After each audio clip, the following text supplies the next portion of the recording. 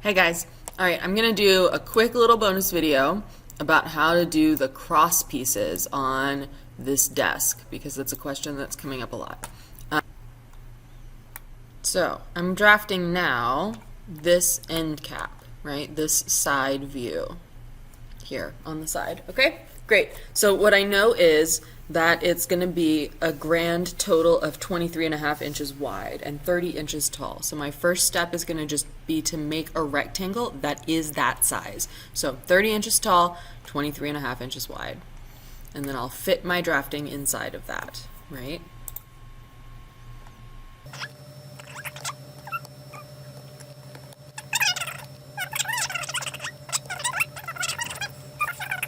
Now I'm going to draw the top rectangle, okay?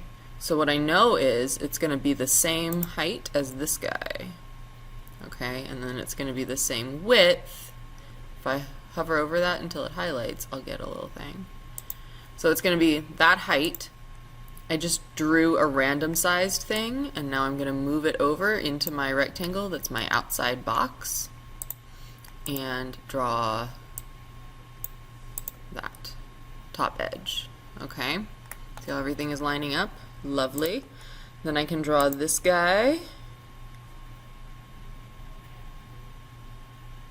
So what I just did was I hovered over the points that I wanted to match until they got those red boxes around them, and those became snapping guides as I was drawing.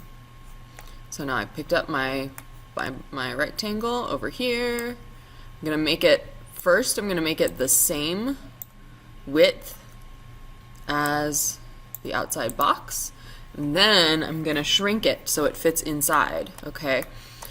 Which if I look over here, I want to match the edge depth to this distance right here. So let me grab my linear dimension tool. 1 1/4, which means multiply that by 2 and I get 2.5. And now X key, I come over here, I click on that rectangle, I take the width and I say minus 2.5 and it shrinks it. But it moved it, if you notice, off to the side. So now I can pick it up by top center and then it'll snap to the bottom center of the rectangle above it and we're good to go. Okay? Let's delete that. Actually, let's not. Lies. Okay, so then the next thing I want to do is add in my table legs, okay? Which, when I looked again at the drawing, I noticed that the table legs are actually flush with this front edge, which I did not notice initially, although there is an overhang over here. It's hard to tell. Let me look at it in this picture. Yeah, there's an overhang on all 4 sides, you see? See, there's that overhang there and the overhang here.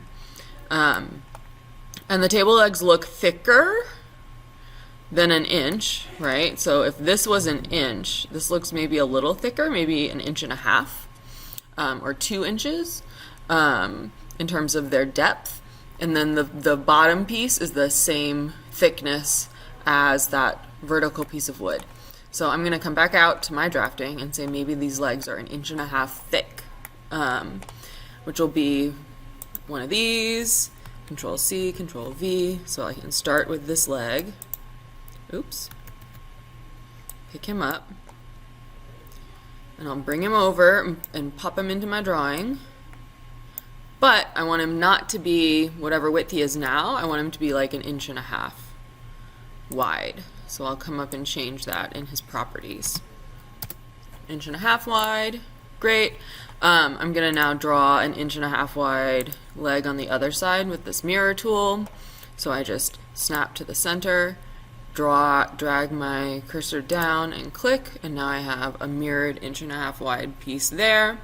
And then I'm gonna draw 1.5 inches wide piece from here across to there, but up 1.5 inches. So if I start here and I highlight it until it gets that red rectangle, slide over here, get that red rectangle around that point. There it is. Now it's snapping to those 2 edges, and I can just change my Y dimension to 1.5. Okay, when I hit enter, it locks it all in, and then when I click with my mouse, it actually draws it. Okay, oops. So now, if I hit my X key, I'm going to delete this outside rectangle. All right, so now I have those pieces, and the last thing to draw is that crosshair.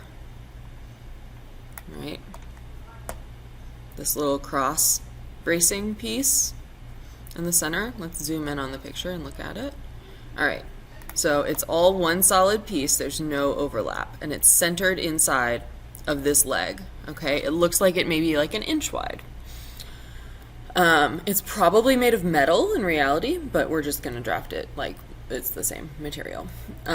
So X piece is gonna be an inch square.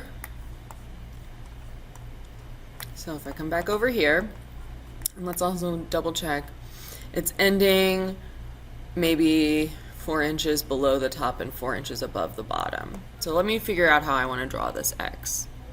Okay, so I want to start with, I think I'll just use this as a guide. So Control C, Control V. Let me change its color so that I know that it's not part of the drawing. Green. All right, so now I know this is a guide rectangle and not an actual thing. Top center and duplicate. Nope, we gotta select a thing or it won't duplicate. There we go. Control D, duplicate. And then we'll use this as a guide on the bottom too. Okay, so my X piece I want to fit inside of this box. Okay, so I'm gonna do that. I'm gonna use the rectangle tool again, but I'm not gonna use it in the same mode. I'm gonna use it in this 3-point rotated mode. Okay, to get where I'm headed, I'm going to pick up this point here, and then I'm going to pick up that point there, right? And then I'm going to start drawing an angle. Okay.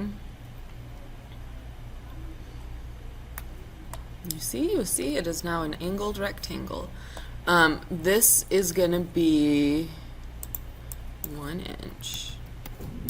Okay, so that's actually adjusting the height, not the rotated height. And then the other thing I want to do is rotate it a little bit more so that this top corner fits underneath that line. So I'm going to pick up my rotate tool, and I'm going to grab this bottom corner, which is my pivot point, to this top diagonally, just like that. Okay, so now I have one part of my X. I'm going to mirror it in order to duplicate it so that the angles are reflected. So I'm going to grab my mirror tool. Okay. There's an X. Now I can delete these rectangles. Don't need them anymore. And then the next thing I want to do is combine these into the same shape. And I would add surface so that there's not a seam. And this is not quite the same as in the picture, because in the picture it looks more like they are perpendicular to each other. So if you wanted to do that, you're welcome to. But I'm just going to do this for now. Modify, add surface. Okay, so now that is one X shaped thing. And then I want to just trim off these outside edges. And the way I'm going to do that is by drawing a rectangle with one of its lines along this side. And I put it on top of the rectangle that I have. Hit the X key, select both things, and then I clip surface, and it's going to delete that rectangle off the edges. So now it looks cute. And I'm going to do the same thing on the other side. Got my rectangle, hit the 4 key, create a rectangle on top of the thing, hit X, shift, and clip surface. Alright, so there it is, side view of my desk. I can delete this dimension, I don't need it anymore. Cool? Alright, so I'm going to save this, and I will head into the 3D video shortly.